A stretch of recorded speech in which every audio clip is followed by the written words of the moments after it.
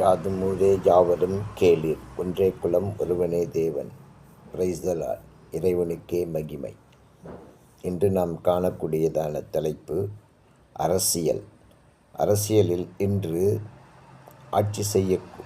ஆட்சி யார் செய்து கொண்டிருக்கிறார்கள், யார் செய்ய இனிமேல் வருவார்கள் என்பதை பற்றி இன்றைக்கு பரவலாக பேசப்பட்டு கொண்டு வந்து இருக்கிறது. என்னுடைய கணிப்பின்படி திராவிட முன்னேற்றக் கழகம் மக்களுக்கு அதிகமான நலத்திட்டங்கள் மூலமாக ஒவ்வொரு வீடுகளுக்கும் ஏதேனும் ஒரு முறைப்படி அவர்கள் அரசாங்கத்தின் மூலமாக நன்மைகள் செய்திருக்கிறபடியால் கட்சி, மதம், ஜாதி இவற்றையெல்லாம் கடந்து மு.க.ஸ்டாலின் அவர்கள் மக்களின் தலைவராக மக்களின் பார்வையில் இருக்கிறார் என்பது என்னுடைய கருத்து.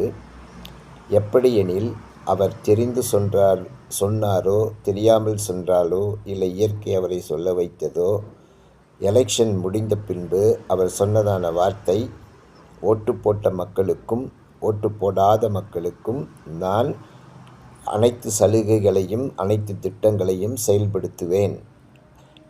எந்த கட்சி பாகுபாடின்றி நான் அனைவருக்கும் செய்வேன் என்று சொன்னார். அதன் அடிப்படையில் பார்க்கும்போது மக்கள் முழுவதும் அவர் பக்கம்தான் இருக்கிறார்கள். ஒவ்வொரு கட்சியும் அதில் உள்ள கட்சியில் இருக்கக்கூடியதான அனைத்து மக்களும் பொதுமக்களாக இருக்கிறார்கள். எனவே அவர்களும் பயனடைகிறார்கள், மக்களும் பயனடைகிறார்கள், கட்சியில் உள்ள அனைத்து மக்களும் பயனடைகிறார்கள். ஆகவே பொதுவாக மக்கள் பயனடைகிறார்கள் என்ற கருத்தின்படி அவருக்கு அதிக வாய்ப்பு உள்ளது.